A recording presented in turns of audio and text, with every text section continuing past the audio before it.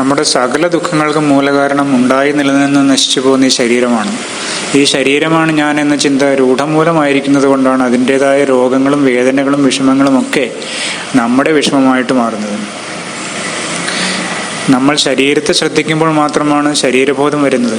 മറ്റെല്ലാ സമയത്തും നമ്മൾ അതിൽ നിന്ന് വിട്ടുനിൽക്കുക തന്നെയാണ്. ഈ ശരീരത്തിന് കാര്യമായ ശ്രദ്ധ കൊടുക്കാതിരുന്നാൽ, അതിൽ നിന്നും സ്വയമേവ വിട്ടുനിൽക്കുകയാണെങ്കിൽ പതിയെ ഈ ശരീരബന്ധം വിട്ടുപോകും. അത് അതിൻ്റെ പ്രാരബ്ധവശാൽ ചലിക്കും. ഞാൻ അതിൽ നിന്നും സ്വതന്ത്രമായ കേവലാനുഭവമായ ഉണ്മയായി നിൽക്കും. ഇങ്ങനെ സർവത്ര സ്വതന്ത്രമായ അസ്തിത്വമായി നിൽക്കലാണ് ഈശ്വരത്വം അഥവാ അദ്വൈത സാക്ഷാത്കാരം. അവിടെ മറ്റൊന്നും ഉണ്ടാവുകയില്ല. ശ്രദ്ധ വീണ്ടും മനോമണ്ഡലത്തിലേക്ക് പതിക്കുമ്പോൾ വീണ്ടും ഈ സംസാരം കടന്നു വരും. അവിടെ വിഷമങ്ങളുണ്ടാവും, പ്രാരബ്ധം അനുഭവിക്കുന്ന ആളുണ്ടാവും.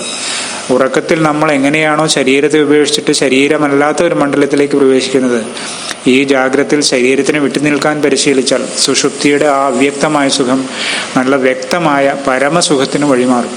അതുതന്നെ നിത്യശാശ്വതമായ ആനന്ദമെന്ന് നമുക്ക് സുവ്യക്തമായി ബോധ്യപ്പെടും.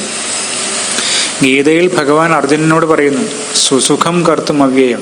അർജുന, അവ്യയവും അനന്തവുമായ ഈ വിദ്യ വളരെ വളരെ സുലഭമാണ്. നല്ലവണ്ണം പരിശീലിച്ചാൽ സ്വായത്തമാക്കാൻ വളരെ എളുപ്പമാണ്. ഗീതയും ഭാഗവതവും രാമായണവും മഹാഭാരതവും എല്ലാം നമ്മളോട് നിരന്തരം പറഞ്ഞുകൊണ്ടിരിക്കുന്നത് ഇത് തന്നെയാണ്. ഈ നശ്വരമായ ശരീരത്തെ ഈ ശരീരം വീണു പോകും മുമ്പെങ്കിലും ഉപേക്ഷിക്കും. അതിനും അപ്പുറമുള്ളതും നിങ്ങൾക്ക് സദാ സ്വന്തമായിട്ടുള്ളതുമായ ശാശ്വതമായ ആ സുഖത്തെ അനുഭവിക്കൂ എന്ന്.